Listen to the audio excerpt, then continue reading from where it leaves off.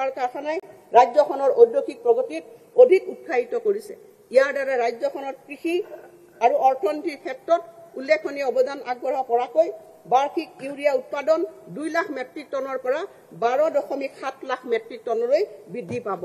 12,000 কোটি টকা বিনিয়োগেৰে অসমৰ বিকাশৰ বৰ্ণিল যাত্ৰাক অধিক শক্তিশালী কৰাৰ এই মহৎ পদক্ষেপৰ বাবে মই মাননীয় প্ৰধানমন্ত্ৰী শ্ৰী নৰেন্দ্ৰ মোদী ডাঙৰীয়াক আন্তৰিক ধন্যবাদ জ্ঞাপন কৰিছোঁ। অধ্যক্ষ মহোদয়, নাগৰিক সবলীকৰণ, বিত্তীয় অন্তৰ্ভুক্তিৰ প্ৰসাৰ আৰু বহনক্ষম অৰ্থনৈতিক উন্নয়নৰ দিশত আমাৰ চৰকাৰৰ বাবে প্ৰেৰণাৰ মূল উৎস হ'ল স্বপ্নদ্ৰষ্টা মাননীয় মুখ্যমন্ত্ৰী ডক্টৰ হিমন্ত বিশ্ব শৰ্মাৰ ধাৰণাৰে গঢ় লৈ উঠা অষ্টাদশ মুকুতাৰ উন্নয়নী মেলা আঁচনিখন। এই পৰম্পৰাৰ ভিত্তিতেই মই 2025-26 বিত্তীয় বৰ্ষৰ বাবে চৰকাৰৰ ধৈৰ্যবাহী আঁচনিসমূহৰ ঘোষণা কৰিবলৈ বিচাৰিছোঁ। মই আহিছোঁ অধ্যক্ষ মহোদয়, এই আঁচনিৰ 1 নম্বৰ সিদ্ধান্তলে অৰুণোদয় 3.0 মহোদয়, অৰুণোদয় আঁচনি এখন আঁচনিয়ে নহয়, মহিলা সবলীকৰণ আৰু অৰ্থনৈতিক অন্তৰ্ভুক্তিকৰণৰ দিশত ই এক গণ আন্দোলন, যি অৰ্থনৈতিকভাৱে পিছপৰা লাখ লাখ পৰিয়ালৰ বিত্তীয় সুৰক্ষা আৰু মৰ্যাদা সুনিশ্চিত কৰিছে। বিভিন্ন লাভালাভক একত্ৰিত কৰি এই আঁচনিৰ অধীনত মাহিলী 1250 টকাকৈ আগবঢ়োৱা নগদ ধনে অসংখ্য পৰিয়ালক স্বাস্থ্য, পৰিপুষ্টি আৰু অত্যাৱশ্যকীয় প্ৰয়োজনীয়তা পূৰণৰ ক্ষেত্ৰত নিজস্ব অধিকাৰৰ অনুসৰি ব্যয় কৰাৰ স্বাধীনতা প্ৰদান কৰিছে আৰু ইয়াৰ ফলত এই পৰিয়ালসমূহে অধিক সুৰক্ষিত অনুভৱ কৰাৰ লগতে নতুন আত্মবিশ্বাসেৰে উদ্বুদ্ধ হ'বলৈ সক্ষম হৈছে। তৃণমূল পৰ্যায়ৰ উপান্ত শ্ৰেণীৰ লোকসকলৰ অৰ্থনৈতিক উন্নয়নৰ বাবে বৰ্তমানৰ ভাৰতৰ বহু ৰাজ্যই এই অৰুণোদয় আঁচনিখনক আৰ্হি হিচাপে গ্ৰহণ কৰিছে। প্ৰকৃতাৰ্থত এই ক্ষেত্ৰত অসমে আন ৰাজ্যসমূহৰ বাবে বাটপতীয়াৰ ভূমিকা গ্ৰহণ কৰাৰ লগতে সমগ্ৰ দেশখনৰ বাবে এক উল্লেখনীয় দৃষ্টান্ত হিচাপে বিবেচিত হৈছে। মই আজি এই ঘোষণা কৰিবলৈ পাই অত্যন্ত সুখী হৈছোঁ যে বিধৱাসকলৰ পেঞ্চন যাতে অৰুণোদয় সমপৰ্যায় হয় সেয়া নিশ্চিত কৰিবলৈ আমাৰ চৰকাৰে ৰাষ্ট্ৰীয় বিধৱা পেঞ্চন আঁচনি হিতাধিকাৰীলৈ টপ আপ পেঞ্চন আমি আগবঢ়াম।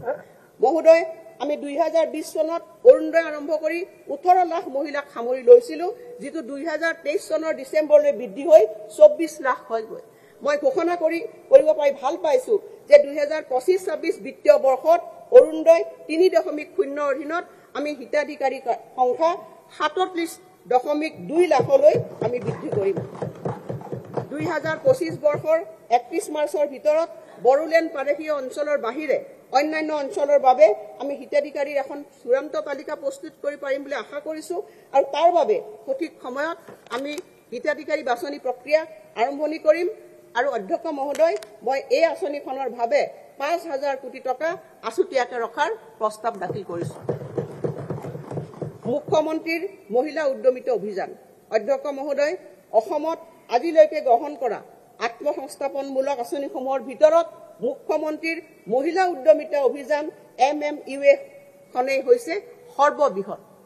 প্ৰাৰম্ভিক মূলধন হিচাপে 10,000 টকাৰ উদ্যমিতা পুঁজি আগবঢ়াই আমি গ্ৰামাঞ্চলৰ প্ৰায় 30 লাখ আত্মসহায়ক গোট আৰু নগৰাঞ্চলৰ 2 লাখ আত্মসহায়ক গোটৰ সদস্যক সামৰি ল'ম। এই পুঁজিৰ সদ্ব্যৱহাৰ কৰিবলৈ সক্ষম হ'লে বেংকৰ জৰিয়তে 25,000 টকাৰ ঋণ আগবঢ়োৱা হ'ব। এই ঋণৰ বিপৰীতে ৰাজ সাহায্য আগবঢ়োৱাবলৈ মই আজি ঘোষণা কৰিলোঁ। 2025 বৰ্ষৰ 1 এপ্ৰিলত বিহালী বিধানসভা সমষ্টিৰ পৰা এই আঁচনিখন শুভাৰম্ভ কৰাৰ কথা মই অৱগত কৰিবলৈ পাই নথৈ আনন্দিত হৈছোঁ। মুখ্যমন্ত্ৰীৰ মহিলা উদ্যমিতা আঁচনিৰ বাবে আমাৰ চৰকাৰে 3,038 কোটি টকা ব্যয় কৰিব। মুখ্যমন্ত্ৰীৰ নিযুত মইনা। মহাশয়, মুখ্যমন্ত্ৰীৰ নিযুত মইনা আঁচনিয়ে শিক্ষা সমাপ্ত নকৰাকে বিদ্যালয় ত্যাগ কৰা ছাত্ৰীৰ হাৰ হ্ৰাস তথা বাল্য বিবাহৰ দৰে কুসংস্কাৰ ৰোধ কৰি স্ত্ৰী শিক্ষাৰ প্ৰসাৰৰ ক্ষেত্ৰত যথেষ্ট ইতিবাচক প্ৰভাৱ পেলাবলৈ সক্ষম হৈছে। এই আঁচনিখন লিংগ সমতা আৰু ব্যাপক উন্নয়নৰ প্ৰতি থকা আমাৰ দায়বদ্ধতাৰ প্ৰতীক। 10 মাহৰ বাবে প্ৰতি মাহে একাদশ শ্ৰেণীৰ ছাত্ৰীসকলৰ বাবে 1,000 টকা, স্নাতক বৰ্ষৰ প্ৰথম শ্ৰেণীৰ ছাত্ৰীসকলৰ বাবে 1,250 টকা আৰু স্নাতকোত্তৰ তথা BEdৰ প্ৰথম বৰ্ষৰ ছাত্ৰীসকললৈ 2,500 টকাকৈ প্ৰদান কৰি স্ত্ৰী শিক্ষাক আগুৱাই নিয়াৰ লক্ষ্যৰে আমি এই আঁচনিখন আৰম্ভ কৰিছোঁ। আৰু যোৱা বৰ্ষত এই পদক্ষেপৰ জৰিয়তে প্ৰায় 1.8 লাখ ছাত্ৰী উপকৃত হৈছিল। অধ্যক্ষ মহোদয়, মই অতি সন্তুষ্টিৰে ঘোষণা কৰোঁ যে এই বৰ্ষত আমি 4 লাখ 30,000 ছাত্ৰীলৈ নিযুত মইনা আঁচনিখন সম্প্ৰসাৰণ কৰাৰ পৰিকল্পনা গ্ৰহণ কৰিছে। এই সম্প্ৰসাৰণে দ্বিতীয় বৰ্ষলৈ উত্তীৰ্ণ হোৱা ছাত্ৰীসকলক উপকৃত কৰাৰ লগতে প্ৰথম বৰ্ষত নামভৰ্তি কৰা ছাত্ৰীসকলকো ই সামৰি ল'ব। তদুপৰি চৰকাৰী শৈক্ষিক প্ৰতিষ্ঠানত নিজ ব্যয়েৰে পাঠ্যক্ৰমত অধ্যয়নৰত ছাত্ৰীসকলৰো এই সুবিধা সম্প্ৰসাৰণ কৰিবলৈ মই প্ৰস্তাৱ লৈছোঁ। প্ৰত্যক্ষ লাভালাভ হস্তান্তৰ ডিবিটিৰ জৰিয়তে ছাত্ৰীসকলক এই লাভালাভ সঠিক সময়ত মুকলি কৰি দিয়াটো নিশ্চিত কৰিবলৈ মই 2025-26 বিত্তীয় বৰ্ষত 391 কোটি টকা আবণ্টন কৰিছোঁ। বিদ্যালয় প্ৰাদেশিকৰণ। অধ্যক্ষ মহোদয়, মঞ্জুৰি নথকাৰ বাবে অসম শিক্ষকৰ সেৱাৰ প্ৰাদেশিকৰণ আৰু শিক্ষা প্ৰতিষ্ঠান পুনৰ গঠন আইন 2018 চনত হোৱা সংশোধনীৰ অধীনত প্ৰাদেশিকৰণ কৰিব নোৱাৰা 1 জানুৱাৰী 2006 বা তাৰ পূৰ্বে স্থাপিত শিক্ষা প্ৰতিষ্ঠানৰ প্ৰাদেশিকৰণৰ মই প্ৰস্তাৱ আগবঢ়াইছোঁ। ইয়াৰ বাবে আপত্তিবিহীন প্ৰমাণপত্ৰ, অনুমতি, স্বীকৃতি, অন্তৰ্ভুক্তি, মঞ্জুৰি আৰু শিক্ষা অনুষ্ঠানখনৰ নামত 1 জানুৱাৰী 2006 বা তাৰ পূৰ্বে মাতি থকা বুলি উপযুক্ত কৰ্তৃপক্ষই দিয়া প্ৰমাণপত্ৰ গ্ৰহণ কৰাৰ বাবে মই প্ৰস্তাৱ দিলোঁ।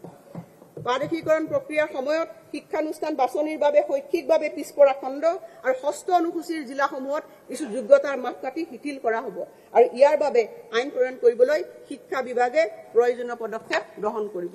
মই লগতে ঘোষণা কৰোঁ যে যিসকল টিউটৰে সংশোধিত অসম শিক্ষকৰ সেৱাৰ প্ৰাদেশিকৰণ আৰু শিক্ষা অনুষ্ঠানৰ পুনৰ গঠন আইন 2017 অনুসৰি শৈক্ষিক আৰু পেছাগত অৰ্হতা 5 বছৰৰ ভিতৰত সম্পূৰ্ণ কৰিব, তেওঁলোকক শিক্ষকৰ পদলৈ উন্নীতকৰণ অব্যাহত থাকিব।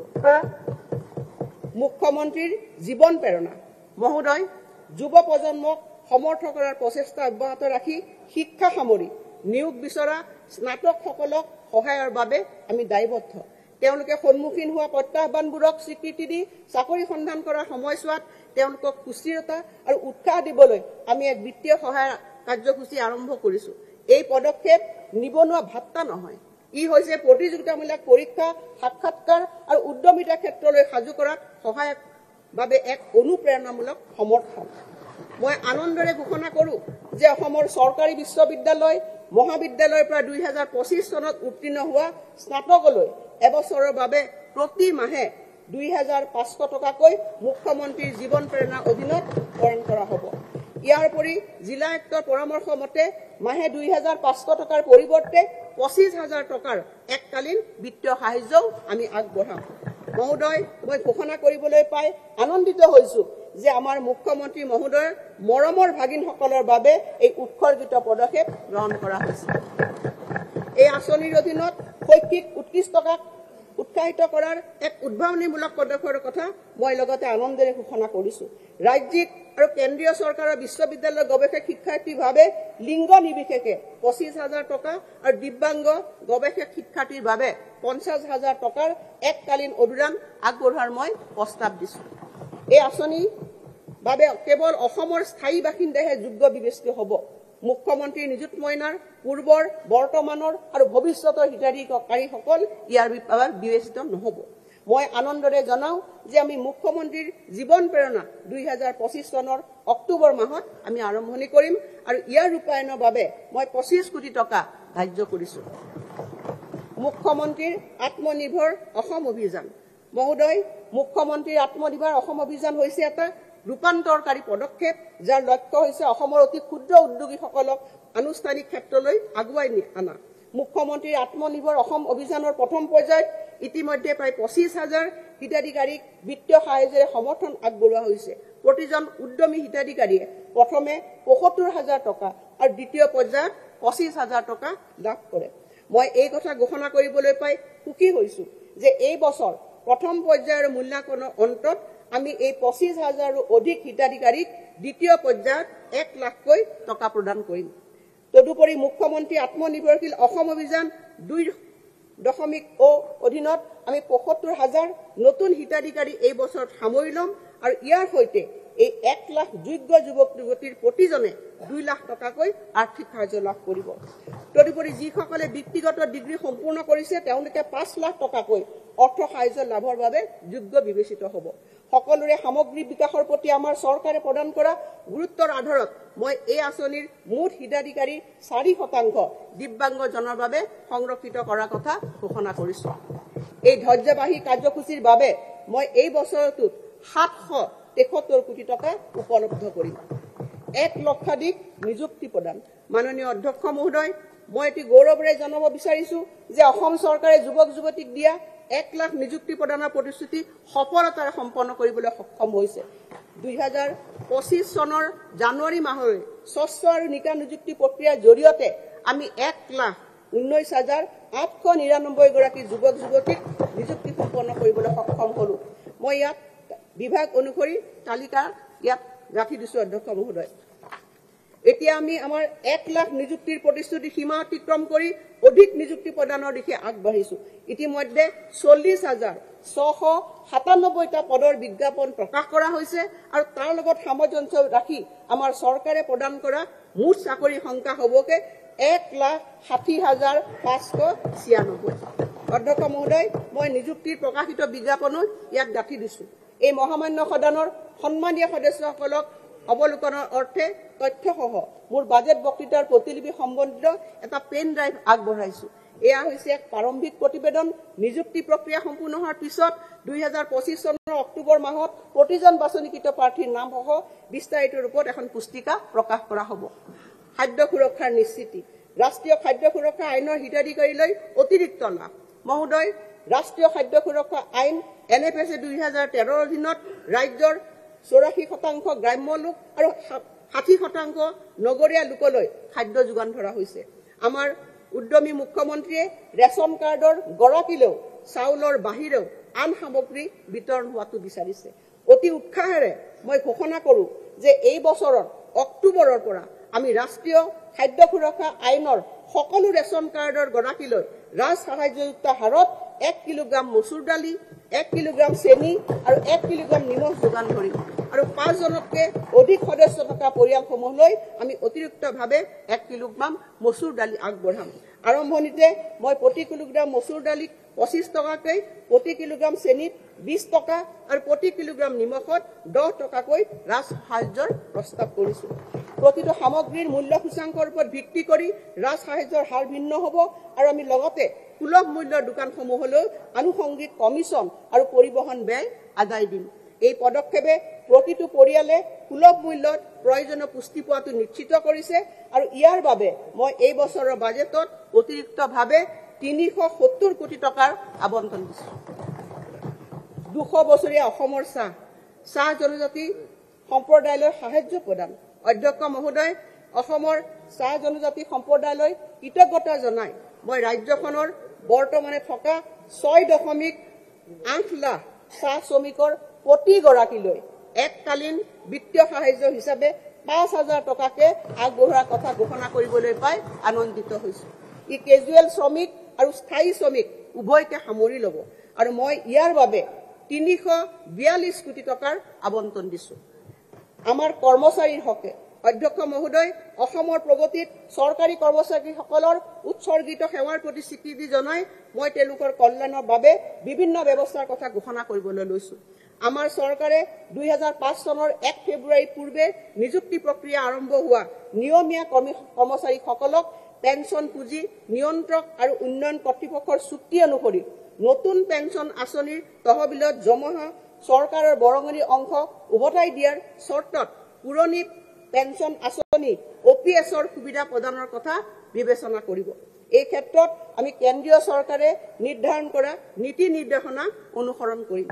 মই লগতে ঘোষণা কৰিব বিচাৰিছো যে নতুন পেঞ্চন আঁচনিয়ে সামৰি লোৱা ৰাজ্য চৰকাৰৰ কৰ্মচাৰীলৈ একত্ৰিত পেঞ্চন আঁচনি UPSৰ সুবিধাও আগবঢ়োৱা হ'ব। ইয়াৰ দ্বাৰা 2.8 লাখ কৰ্মচাৰী উপকৃত হ'ব যদিও নতুন পেঞ্চন আঁচনি অব্যাহত ৰাখিব বিচৰাসকলে ইয়াক অব্যাহত ৰাখিব পাৰিব। আয়ুষ্মান অসম মুখ্যমন্ত্ৰী লোকসেৱক আৰোগ্য যোজনাৰ অধীনত কেন্দ্ৰীয় চৰকাৰৰ স্বাস্থ্য আঁচনিৰ অধীনত ৰাজ্য চৰকাৰৰ চিকিৎসা মহাবিদ্যালয়, অসম কেঞ্চাৰ কেয়াৰ ফাউণ্ডেশ্যন কেন্দ্ৰ আৰু বিবৰুৱা কৰ্কট প্ৰতিষ্ঠানত চৰকাৰে নগদবিহীন চিকিৎসা সুবিধা প্ৰৱৰ্তন কৰিব। তদুপৰি ৰাজহুৱা খণ্ডৰ প্ৰতিষ্ঠানৰ নিয়মীয়া কৰ্মচাৰী, নিৰ্দিষ্ট বেতন লাভ কৰা মাষ্টাৰ ৰোল আৰু ৱৰ্কছৰ্চ কৰ্মচাৰীসকল আৰু 60 বছৰ বয়সলৈ অনুসূচিত ঠিকাভিত্তিক কৰ্মচাৰীসকলকো সংশ্লিষ্ট সমিতিয়ে নিৰ্ধাৰণ কৰা চৰ্ত অনুসৰি সামৰি লোৱা হ'ব। মহোদয়, আমাৰ চৰকাৰে আশা কৰ্মী, PM পোষণৰ ৰান্ধনী, অংগনবাড়ী কৰ্মী আৰু সহায়িকাসকলৰ পাৰিতোষিক আদি বৃদ্ধিৰ দাবী সম্পৰ্কে অৱগত হৈছে। জনস্বাস্থ্য আৰু সমাজ কল্যাণৰ ক্ষেত্ৰত তেওঁলোকে আগবঢ়োৱা মূল্যৱান অৰিহণাৰ প্ৰতি স্বীকৃতি প্ৰদান কৰি 2025 চনৰ 1 অক্টোবৰৰ পৰা তেওঁলোকৰ পাৰিতোষিক চৰকাৰী ভাত্তা সংশোধন কৰাৰ লগতে এককালীন সাহায্য প্ৰদানৰ বাবে আমি সিদ্ধান্ত গ্ৰহণ কৰিছোঁ। নিৰ্দিষ্ট বেতন লাভ কৰা মাষ্টাৰ ৰোল আৰু ৱৰ্কছৰ্চ কৰ্মচাৰীসকলক চৰকাৰে যোগ্য ঘৰ ভৰা ভাত্তা 50% প্ৰদান কৰিব। প্ৰধানমন্ত্ৰী সূৰ্য ঘৰ মুফ্ত বিজুলী যোজনাৰ প্ৰতি উৎসাহিত কৰাৰ বাবে ৰাজ্য চৰকাৰে কৰ্মচাৰী প্ৰতি কিলোৱাটত 2000 টকাকে সৰ্বোচ্চ 3 কিলোৱাটত 6000 টকা পৰ্যন্ত ৰাজ সাহায্য প্ৰদান কৰা হ'ব। এই সুবিধা ঘৰৰ চালত সৌৰশক্তি চালিত বিদ্যুৎ আহৰণ ব্যৱস্থা সংস্থাপন কৰা 50,000 কৰ্মচাৰীক প্ৰথমে অহাসকলক প্ৰথম সেৱা ভিত্তিত উপকৃত কৰিব। মই এই পবিত্ৰ সদনক জনাবলৈ পাই সুখী হৈছো যে আপোন ঘৰ আঁচনিৰ অধীনত আমাৰ ৰাজ্যখনত 40,054 জন কৰ্মচাৰী আৰু আপোন বাহনৰ অধীনত 3,190 জন কৰ্মচাৰীয়ে সুদৰ হাৰ ৰেহাই সুবিধা লাভ কৰি আছে। এই ইতিবাচক সঁহাৰিয়ে এই আঁচনিখন 2025-26 বিত্তীয় বৰ্ষটো অব্যাহত ৰাখিবলৈ আমাক উৎসাহিত কৰিব। এই সুবিধা ৰাজহুৱা খণ্ডৰ প্ৰতিষ্ঠানৰ নিয়মীয়া কৰ্মচাৰী আৰু 60 বছৰ বয়সলৈ অধিসূচিত ঠিকাভিত্তিক কৰ্মচাৰীসকললৈকো সম্প্ৰসাৰণ কৰা হ'ব। শূন্য ব্যয় দুৰ্ঘটনা আৰু মৃত্যু বীমা জিৰ' কষ্ট এক্সিডেণ্ট এণ্ড ডেথ ইঞ্চুৰেঞ্চৰ সুবিধা ঠিকাভিত্তিক আৰু ৰাজহুৱা খণ্ডৰ প্ৰতিষ্ঠানৰ সেইসকল কৰ্মচাৰীলৈকে সম্প্ৰসাৰিত কৰাৰ কথা মই ঘোষণা কৰিলোঁ, যিসকলে তালিকাভুক্ত বাণিজ্যিক বেংকৰ পৰা দৰমহা লৈ আছে। অধ্যক্ষ মহোদয়, মই এতিয়া 11 নম্বৰলৈ আহিছোঁ। কিতাপৰ বৰ্ষ, সাহিত্য চৰ্চাৰ প্ৰসাৰ আৰু গতিশীল গ্ৰন্থ সংস্কৃতি ধৰি ৰাখিব পৰাকৈ সাহিত্যৰ বিকাশ আৰু গ্ৰন্থৰ সৈতে জনসাধাৰণক জড়িতকৰণৰ উৎসাহ যোগোৱাত সমৰ্থন আগবঢ়াবলৈ আমি পৰিকল্পনা গ্ৰহণ কৰিছোঁ।